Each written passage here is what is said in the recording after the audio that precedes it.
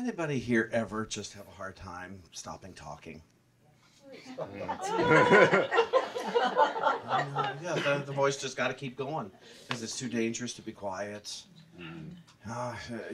You're alone, you're with people, and you just can't stop talking. Well, you can. here's my word. You can. But it's about becoming conscious. Conscious of what is it I'm saying? What is it I'm declaring to the world about myself? About what I think God is. And I'm not talking that you have to speak religion when you're out.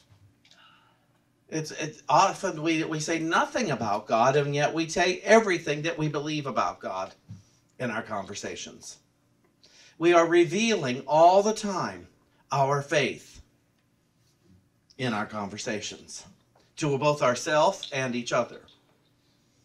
We're telling our house, we're telling our pets, we're telling our spouses, we're telling our parents, we're telling our children, we're telling our friends, we're telling strangers in the street what we believe within our faith all the time. And so I don't say this for any of us to be guilty.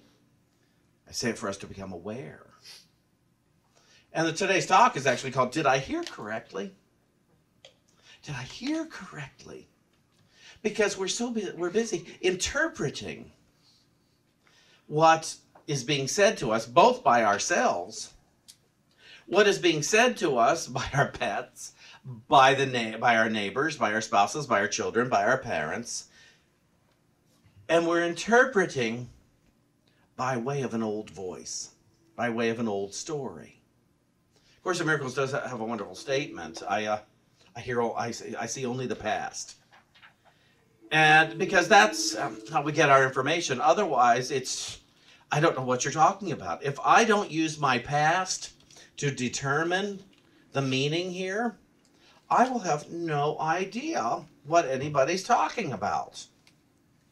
And it's difficult because I have to use different informants if I am to live in peace, if I am to be still, if I am to be safe in the silence.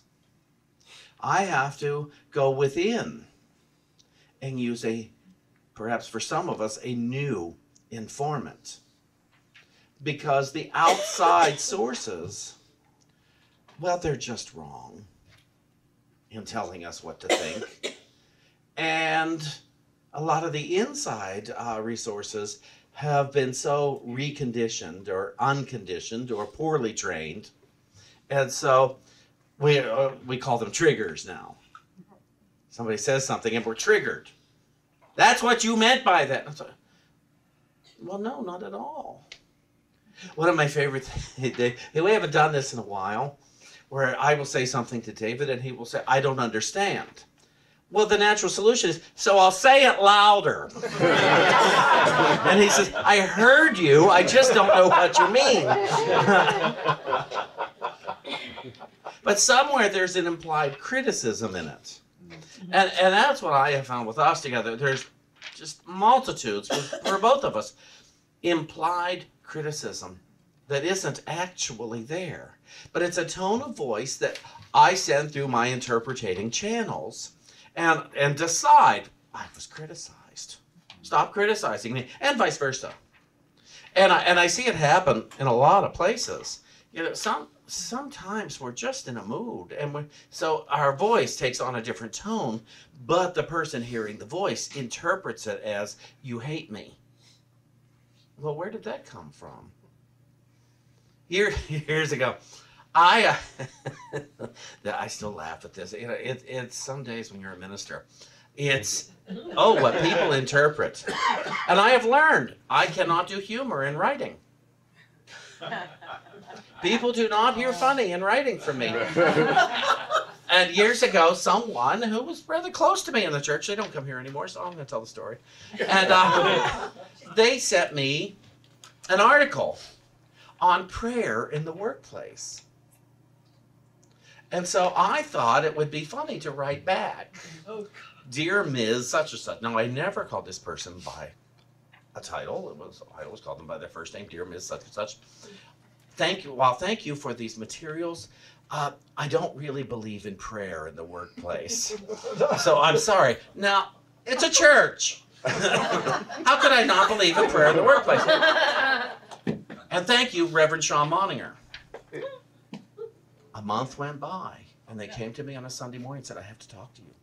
And I said, what's wrong? And he said, I'm so upset. I said, why? Well, I sent you that letter, and you told me you don't believe in prayer in the workplace. I said, I was kidding. And they said, what? What? How could I said, it's a church. How could I not believe? Have I ever called you by a title? And have I ever signed anything by Reverend Shawn Moninger to you? I was ready to leave the church. I've been in therapy. Talking about that for weeks. My husband. And I said, it's a church. And I learned a valuable lesson. It's not that she's a fool.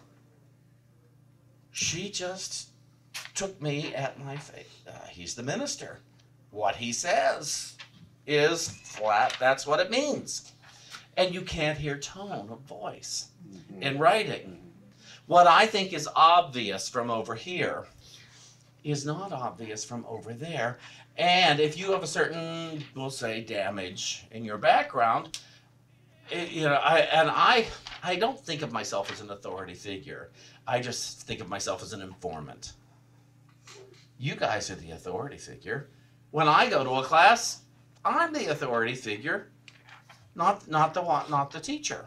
I am the authority figure because I'm the one that's going to give myself the training. The one at the head of the class is just giving information. And that's what I do on Sundays. I give information. But you guys are the authority. You're not the boss over me, and I'm not the boss of you. And so I may come at it with a strong voice sometimes, and I may be emphatic sometimes, but I'm not the interpreter for you.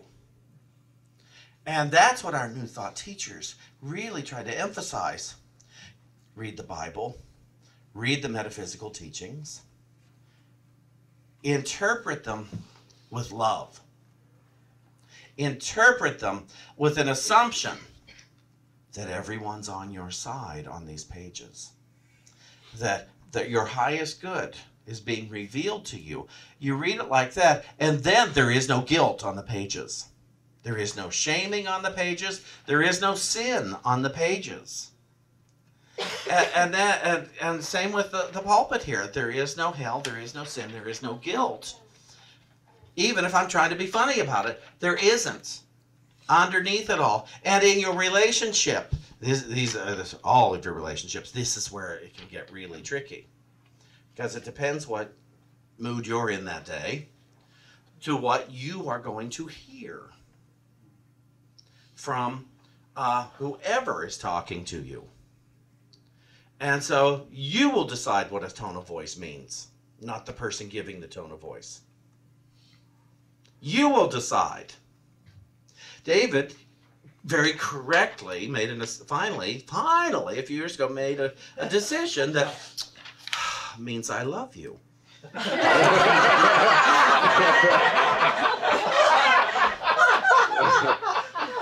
Oh, it made our house better.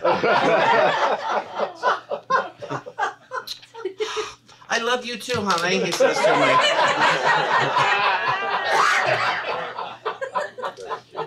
me. Made a difference.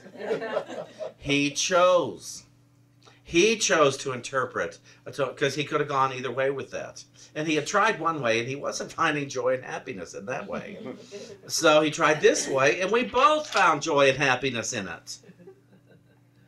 I heard a story the other day about a couple who have had difficulties over the years, and the wife in particular, her husband was cantankerous, and he didn't want a birthday party.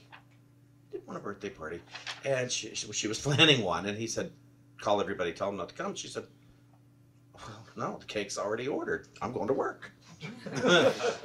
Rather than, oh no, I've got to call everyone and cancel to please this person because I can't have them angry. I've already ordered a cake. She came home, he was vacuuming. Did I hear correctly? If we start hearing in love, rather than the words people are saying, and our words are important. Your words aren't as important for me as my words are important for me. And my words aren't as important for you as your words are important for you. You are not my boss. And so it really isn't fun to have somebody say, are you sick today? You sure you feel about? It's like, stop saying that. One of my least favorite things to hear is be careful. Like, what are you wishing for me today? Oh, it's cold out. Be careful. Bundle up. You'll get sick. It's like, really? Is that your affirmation for me today? Happy birthday. And rather than, I'll wear what I want. You're not the boss of me. So I want to read something to you from Emily Cady. Emily Cady wrote the book Lessons in Truth. And that is our primary book in Unity, Lessons in Truth. We have a few copies over there. I recommend you get it and read it. It's old-timey language, but it's not Charles Fillmore. It's much easier than Charles Fillmore. It's clear. But it's some concepts that may challenge your thinking. But she was a healer. She was New York's first female homeopathic doctor. And Charles Fillmore had seen an article written by her in some magazine somewhere, and he commissioned her in the 1800s to write a series of 12 articles. And that's what became this book. This comes from chapter 7. And it's, first of all, I want to read the metaphysical meaning of hearing. Hearing, ability to look deeper than words and catch the inner meaning. In many places, the Bible indicates that the ear referred to is not the physical organ, but the listening mind. The ear that conceives and really hears is the auditory center in the brain. It is here that the mind grasps and analyzes the sound vibrations. So Emily Cady says, the still small voice. Has everybody here heard of the still small voice? Mm-hmm. Anybody not heard of the still small voice? Never heard that term before? That's okay. You could be the only one. It's okay. Still small voice in the Bible, that we are taught it's that voice within us that guides. And when you get quiet, you hear it. And it will tell you about yourself. Now I'm going to read more about it, but that's really what it comes down to. The still small voice might best be defined as the voice of God, the Holy Spirit, speaking to our soul as intuition. It is a knowing that comes from spirit within and is not an audible voice, but the activity of the Holy Spirit revealing truth, and capital T truth, meaning that which has no opposite, to our consciousness. Like Elijah, we sometimes expect the voice of God to speak to us in some tumultuous or miraculous way, the rushing wind, the earthquakes, the fire. We are surprised when we really become still and listen. For the still small voice is not a voice at all, but it speaks more clearly and directly to us than a voice. The still small voice is inward knowing. It is light. It is inspiration. It is that within us which lifts us up in consciousness and guides us in our choice of that which is right and good. The still small voice is that in us which says, I am, and fills us with a sense of joy and peace. While the still small voice is not audible to the physical ears, we become acutely aware of it in our consciousness. It may speak as an idea, an impression, an inspiration, a feeling, or just a sense of well-being. It is the indwelling Spirit of God, the Christ, the I Am, seeking to voice itself, to fulfill itself in and through us. When does the still small voice speak to us? It has spoken to us when we feel inspired to think on divine ideas, moved to do a kind deed, urged to express love and compassion and understanding. The voice has spoken to us when we are exercising wisdom and good judgment, when we are led to do the right thing in any situation, When we feel the surge of life and power, we may be sure that God is speaking to us as the voice of love, wisdom, faith, life, and power. How are we to develop receptivity to the still small voice? Through periods of prayer, we harmonize ourselves with all that is constructive and uplifting, and it becomes natural for us to listen to the still small voice of intuition. God speaks to us in a language that we understand and that will meet the specific need of the moment. On one occasion, we may be in quiet surroundings without interruption of any kind, and we will hear God's voice as the words of a beloved hymn or poem, as the words of Scripture. At another time, we may not seem to be praying, but when our heart is tuned Godward for an answer to a problem or for guidance in making a decision, the voice of God will become clear and sure, indicating a definite step we are to take. Then again, the voice of God may leave us with that deep conviction that comes from understanding faith, assuring us that God is in charge and all is well. I discovered this voice several years ago. And I'm sure I always had it, because how could I not? But I began to make assumptions. When I came into Unity, I started assuming that what my teachers were telling me were true, because there was no guidance that I was a fool. There was no guidance that I was stupid, that I deserved less than excellence. There was no guidance that I or anyone in the room or any being on the universe deserved less than everything good.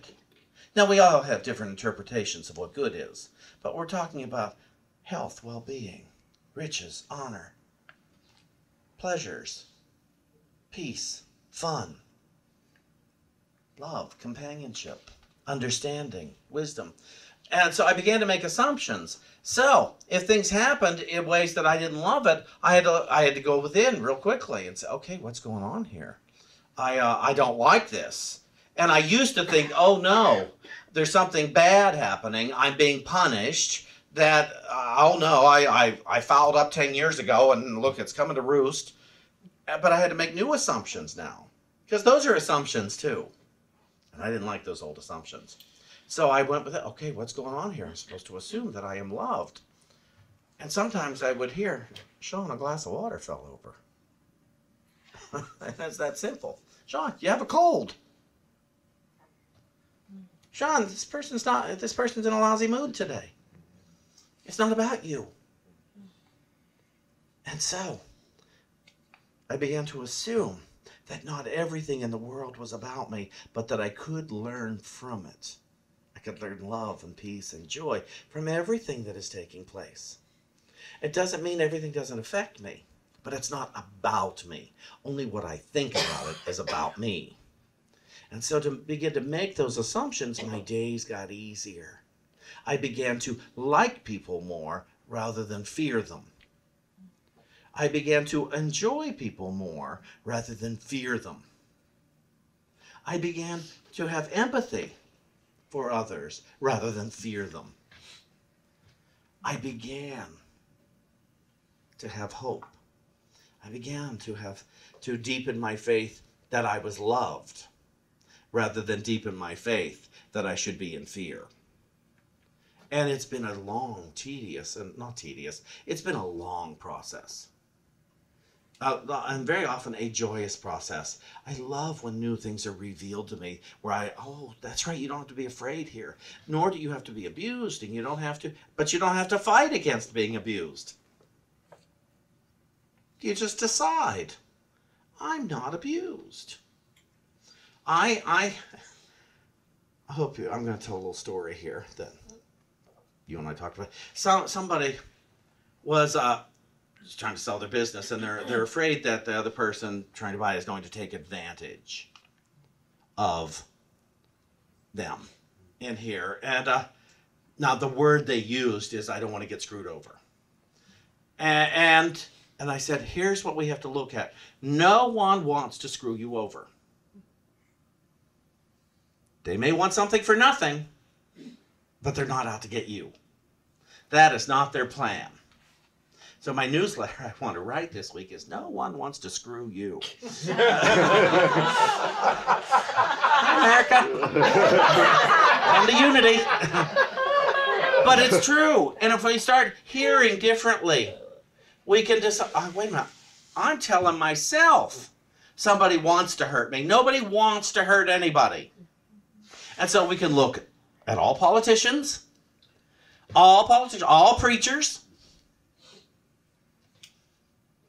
all beings, all business owners, all those so-called bosses, which are really co-workers and supervisors. And we can decide now, they're not out to hurt me. They are not out to hurt me. They're not out to hurt my brother or my sister. The goal is not to hurt someone. Their goal is to get what they want. They may not care if I get hurt, but they're not out to hurt me.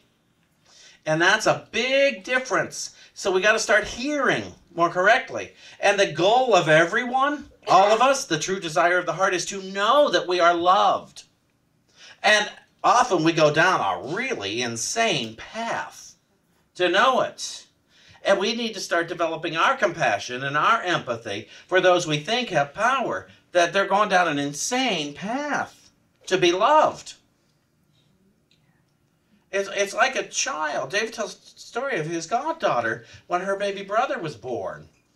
And she, at the dinner table, started singing a song. And next thing you know, she pulls pom-poms out from underneath their dinner chair at 7 to start doing cheers. She needed to be loved.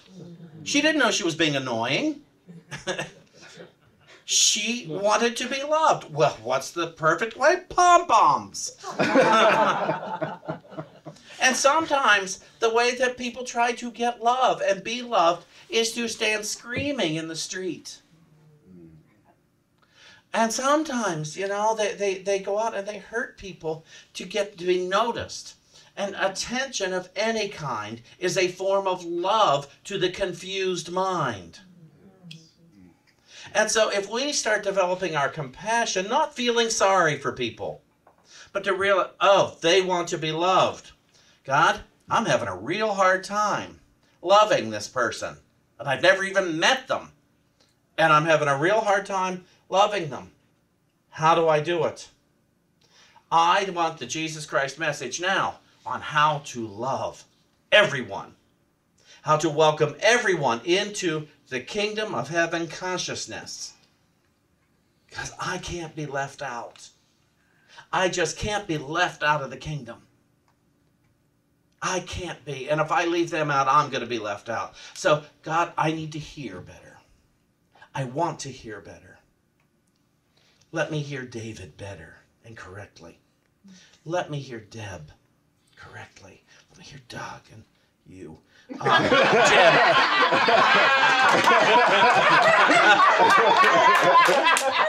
The black one in the front.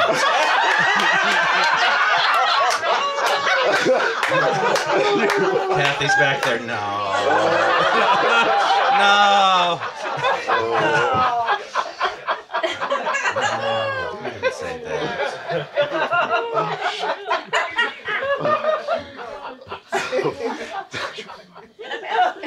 Let me hear me better, people. Start saying, let me hear Shawn. What is he actually saying?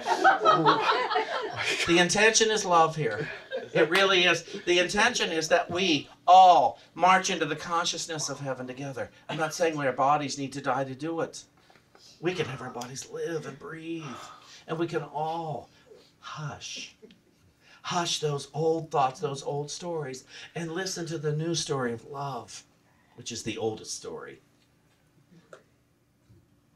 And we can walk together. We don't have to march. We can walk and we can go to lunch together. And we can speak of love. And we can speak of the good that we all are. And we can begin to hear the still small voice that says, people, there are no exceptions to the love of God. There are no exceptions. And so, if that is the case, I can't afford to go to lunch and create someone who's not at lunch with us as the exception. I can't do it anymore. That doesn't mean I won't, but I can't do it and remember that I'm good all at the same time. I can't do it and remember that the person across from me is good all at the same time while thinking someone else is less than worthy of the kingdom. So I encourage us all to hear correctly today, to be listening, and give thanks that we are being told. So it is.